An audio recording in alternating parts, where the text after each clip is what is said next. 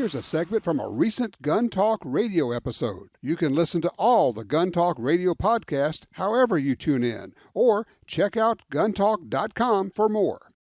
This is fun. It's kind of live to tape, if you will. We're at the SHOT Show and scheduled to come on in a few minutes later, but he showed up early, so we said, sit in the chair, you're going to earn your keep today. We're joined by the President and CEO of Ruger Firearms, Mr. Chris Killoy. How you doing, partner?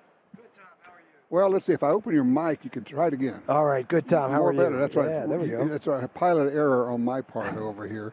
So, all right, we're in the first hour or so of SHOT Show, so you're surviving so far. We are, and actually, we had yesterday, we had the range day, which was very good. Yeah, and then we also had Supplier Showcase, which still goes on today. Okay. So that's where we have a ton of great vendors to the firearms industry, everything from cutting tools and new machining technologies, all displaying. The people who sell to manufacturers. To us. Yeah, I got you. Yeah, so for us it was great. We had That's a lot cool. of our purchasing folks as well as some of our engineers up there, so that was great. Because the business you're in is partly making guns, but the other part of the business you're in is making factories run well, and that may be the larger part of the whole thing.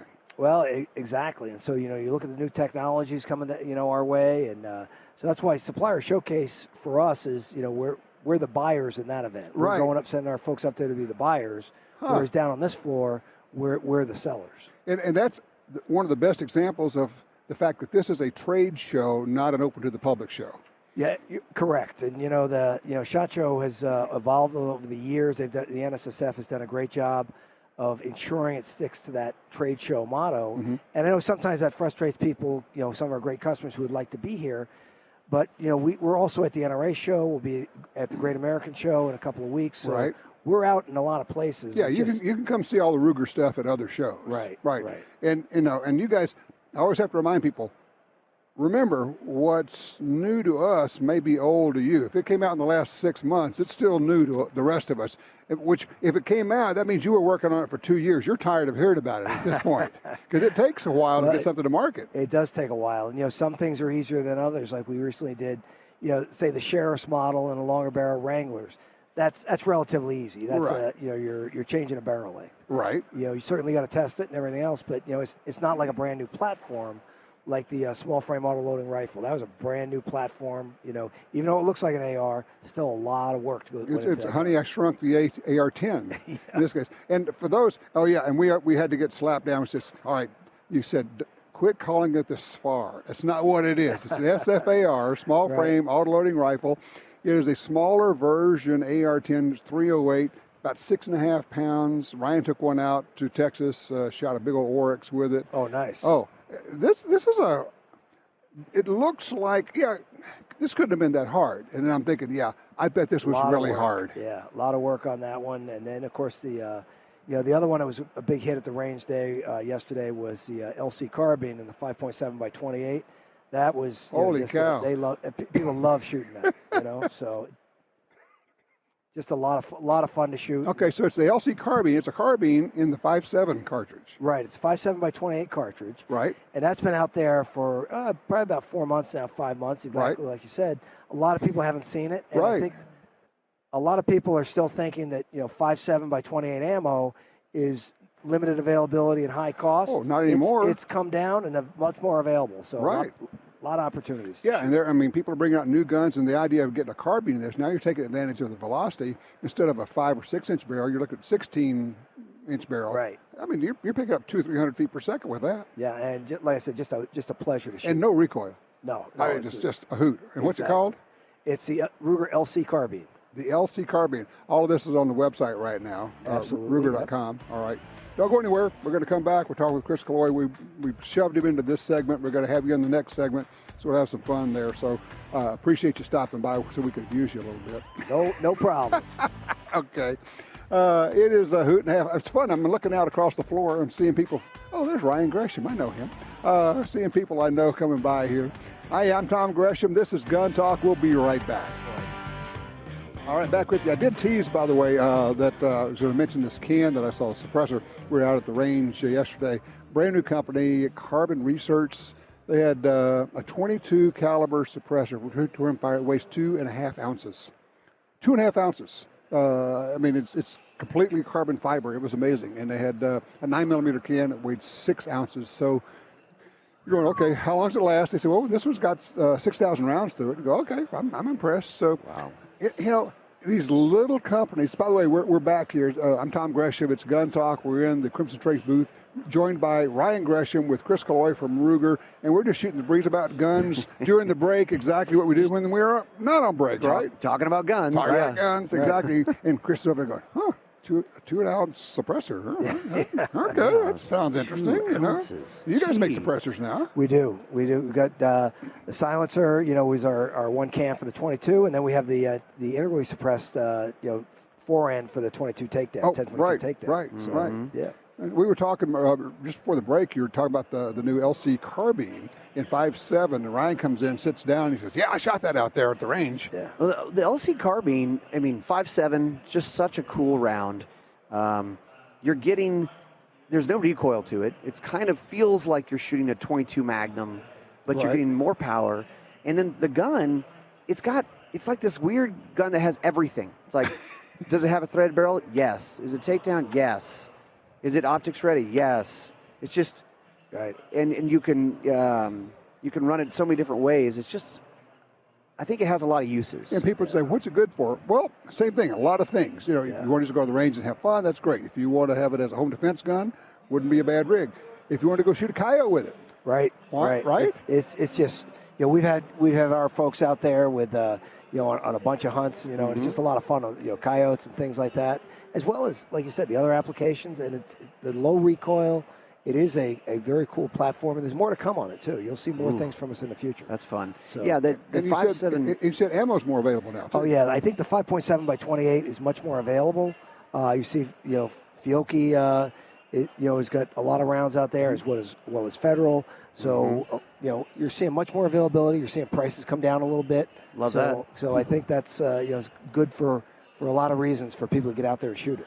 And they load it with one of the loads that you see a lot is the 40 grain VMAX, which great for predator hunting. Right. But that is a bullet. When we tested 40 grain VMAX in a 5.56 load, it was one of the few rounds that would not over penetrate through walls and interior defensive, but still do the job if you're having to defend yourself. People don't understand that out of an AR.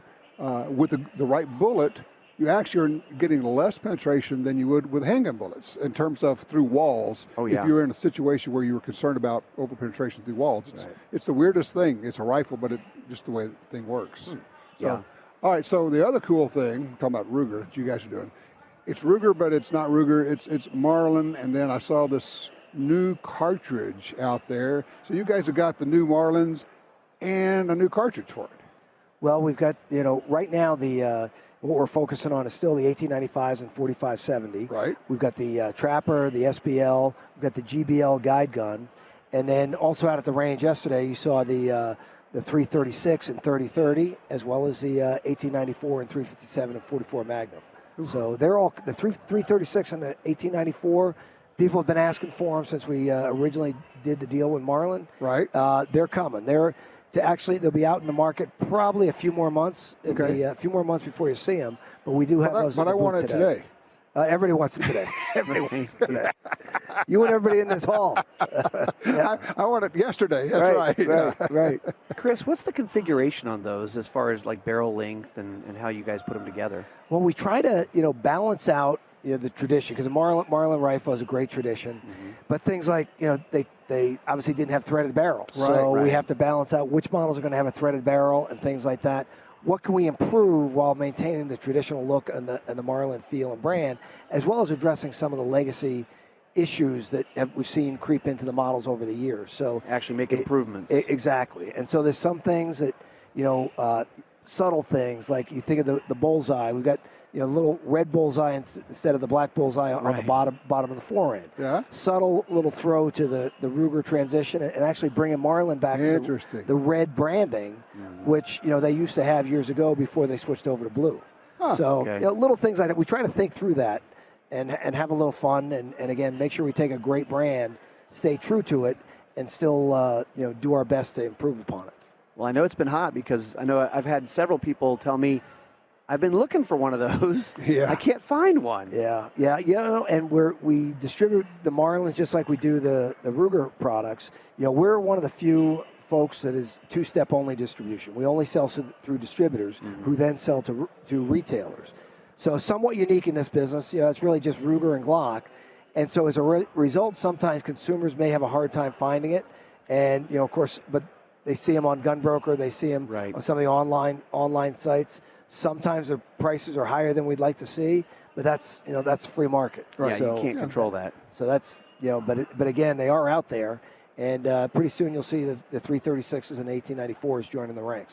So what you're going to hear, one of the fun things when you're doing all this work and these improvements and making changes in the Marlins and everything else, but they're not really obvious for the consumer. And so somebody comes up, and I know you either have had this happen or you're going to, and say, what I love about what you guys are doing? You didn't change a thing. Yeah, and then I think of the amount of the engineering time, talent, and treasure that went in to bring this back, as well as new equipment. Yeah, we make the Marlins down at our factory in Mayodan, North Carolina, and the folks down there have done a great job, but not without a lot of effort and a lot of expense with new machines and things like that. Well, the tolerances are so different now. I mean, the reality is the tolerances got pretty darn sloppy on Marlins. It was kind of the nature of the beast. It's a different time, everything else. And now with whatever it's CNC and everything else, you go, why don't we just narrow those down so everything works better? Right. And once you start down that road, it's like, well, how far do you go on improving them, right?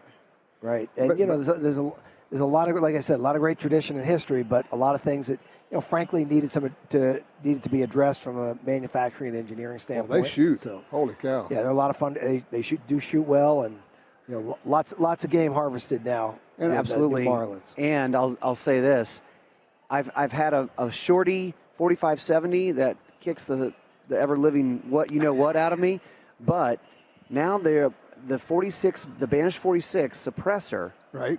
It's like shooting a 30-30. When you put that on the gun, wow, it reduces the recoil for a 4570, and it's just that's the one awesome. from Silencer Central. Yes. Yeah.